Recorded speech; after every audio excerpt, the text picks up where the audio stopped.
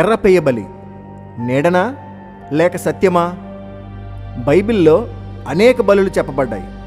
వాటిలో ఒక ప్రత్యేక స్థానం కలిగింది ఎర్రపెయ్య బలి. ఈ మధ్య సోషల్ మీడియాలో, యూట్యూబ్లో ఎక్కడ చూసినా ఎర్రపెయ్య వచ్చిందట, బలి జరుగుతోందట అని పెద్ద చర్చ జరుగుతోంది. కొంతమంది ఇది జరిగిపోయిందంటారు, మరికొంతమంది జరగలేదంటారు. కానీ ప్రశ్న ఏంటంటే, దేవుడు నిజంగా ఈ బలిని కోరుకున్నాడా, లేక అది ఇంకో గొప్ప సత్యానికి నీడ మాత్రమేనా? ఎర్రపెయ్య బలి చరిత్ర సంఖ్యాకాండము 19వ అధ్యాయం చెబుతోంది. క్రీస్తు పూర్వం 1400 సంవత్సరం మోషే కాలంలో దేవుడు ఒక ఆజ్ఞ ఇచ్చాడు. మచ్చలేని పనికి వాడని ఒక ఎర్రపెయ్యను తీసుకొని బహిరంగంగా దహనం చేయాలి. ఆ బూడిదను నీటిలో కలిపి శుద్ధి కర్మకాండలో వాడాలి. ఎవరైనా మృతదేహాన్ని తాకినా వారు అపవిత్రులవుతారు. వారు శుద్ధి కావాలంటే ఆ బూడిద నీటిని చల్లుకోవాలి. ఇది పాత నిబంధనలో ఒక శుద్ధీకరణ పద్ధతి. ఇది దేవుడు నిజంగా బలి కోరుకున్నాడా? బూడిద నీటితో శరీరం శుద్ధి కావచ్చు, కానీ హృదయం పవిత్రమవుతుందా? దేవుడు నిజంగా రక్తబలులు, బూడిద బలులు కోరుకున్నాడా?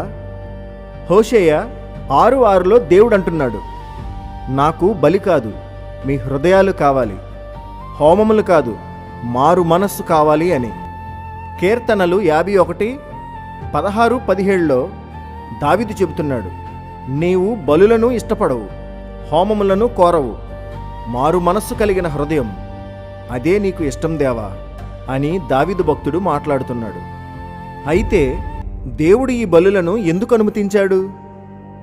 మనిషి పాపం ఎంత భయంకరమో తెలియజేయడానికి, జీవం బదులు జీవమే కావాలి అని చూపించడానికి, రక్తంలోనే పాప పరిహారం ఉందని అర్థం చేసుకోవడానికి.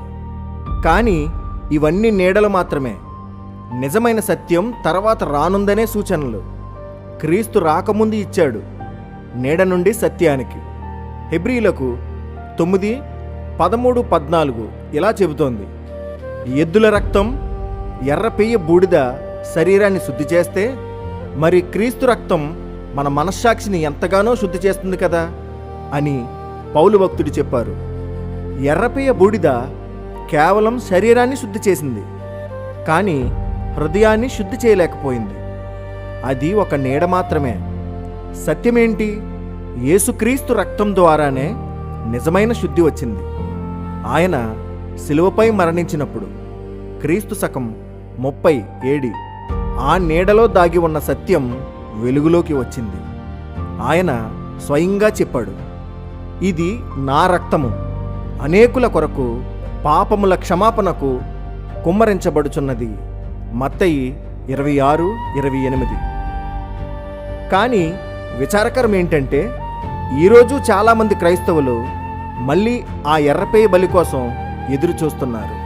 దాంతోనే అంతిమకాల సూచనలు నెరవేరుతాయి అని కొందరు బోధిస్తున్నారు. అది నిజానికి ఒక ఆధ్యాత్మిక మోసం. ఎందుకంటే హెబ్రీయులకు 9:12 స్పష్టంగా చెబుతోంది, క్రీస్తు తన రక్తంతో ఒకసారి శాశ్వత విమోచనను కలుగజేశాడు. అప్పుడు మళ్ళీ ఎర్రావు అవసరమా? అసలు అవసరం లేదు. ఎర్రపెయ్య గొడవ ఎవరిది? అసలు యూదులది మాత్రమే. అసలు యూదులు ఇప్పటికీ క్రీస్తును నమ్మరు. కనుక వాళ్లకు దేవాలయం కావాలని, అక్కడ ఎర్రపెయ్య బలి జరిపి దాని బూడిదతో వాళ్ళు పాపాలు పోగొట్టుకోవాలని వాళ్ళు ఎదురు చూస్తున్నారు. వాళ్ళు ఇంకా యూదా మతంలోనే ఉన్నారు. అందుకే వాళ్లకు అది ప్రాధాన్యం కావచ్చు, కానీ మనకు అవసరం లేదు. వ్యర్థమైన ప్రయాస అని బైబిల్ ఖచ్చితంగా చెప్తుంది. కాబట్టి ఒక విషయం గట్టిగా గుర్తుంచుకోవాలి, ఎర్రపెయ్య బలి ఒక నీడ, క్రీస్తు రక్తమే సత్యం. బలులు, బూడిదలు, హోమాలు ఇవన్నీ సూచనలు మాత్రమే. నిజమైన రక్షణను ఇచ్చేది ఒక్కటే, యేసుక్రీస్తు శిలువపై కుమ్మరించిన రక్తం. వాక్యాన్ని గమనించిన వారే ఈ సత్యాన్ని గ్రహిస్తారు. వాక్యాన్ని వదిలి నీడల వెనక పరిగెత్తేవారు మాత్రం మోసపోతారు. ఎందుకంటే యేసు చెప్పాడు, యోహాను 8:32లో సత్యమే మిమ్మల్ని విమోచింపజేస్తుంది అని. ఇలాంటి లోతైన విషయాలు, చరిత్రలో క్రైస్తవులు, చరిత్ర, త్యాగాలు, మరణాలు, వీటన్నిటి గురించి మరిన్ని విషయాలు తెలుసుకోవాలని కోరుకుంటే మమ్మల్ని సపోర్ట్ చేసి బైబిల్ ఫ్యాక్ట్స్ కార్టూన్ వీడియోస్ ఛానల్ను ఫాలో అవ్వండి. క్రీస్తు పేరట మీ అందరికీ వందనాలు.